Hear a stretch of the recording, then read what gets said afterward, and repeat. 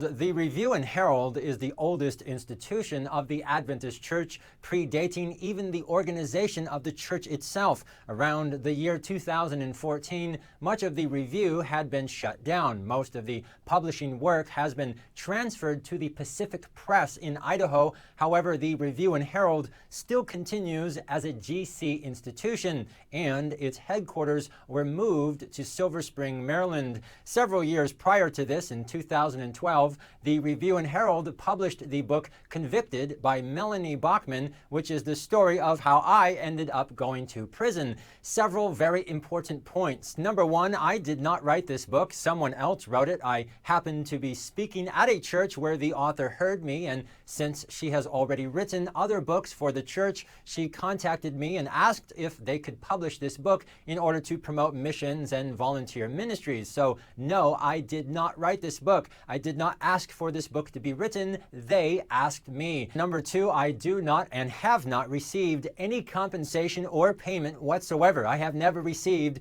even 1 penny for this book. In fact, I specifically told the author at the very beginning that the condition to publishing this book is that I never receive anything from this book, because I do not want anyone to ever accuse me of making money from my crimes. Any monies that I would have received were to be sent to Adventist missions. This turned out to be a very important and wise decision, but I'll explain that maybe in a future video. So no, I did not write this. No, I did not ask for this to be written. And no, I have never received anything from this book. This was published in 2012, so everything in it is only up until the year 2011. At the time that this book was written, I knew nothing about abortion. I did not even start to learn about abortion until it was around the summer of 2015 and then into 2016. And I started this channel at the beginning of 2017. The reason that I'm making this video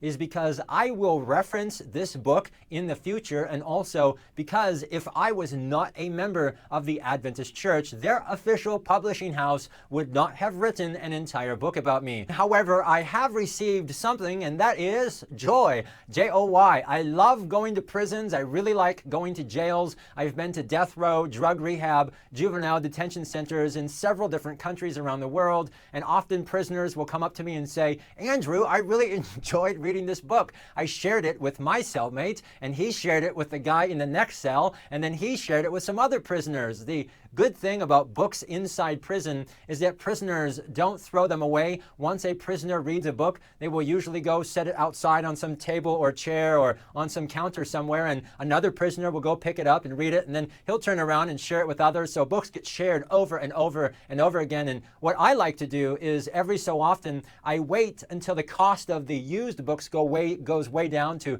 maybe just a few dollars, and then I buy them all up and when they are cheap, and then I send them to prison ministries so that they can take them back into the prisons and give them to different prisoners. So yes, there is a book. No, I did not write it. No, I did not ask to have it written. They asked me, and no, I have never been paid anything. So the next time that someone says, "Andrew is not a member of the church," ask them two things. Number one, why is Andrew such an outspoken proponent of returning tithe to the church? And number two, if Andrew is not a member of the church, then why did the church publish an entire book about him?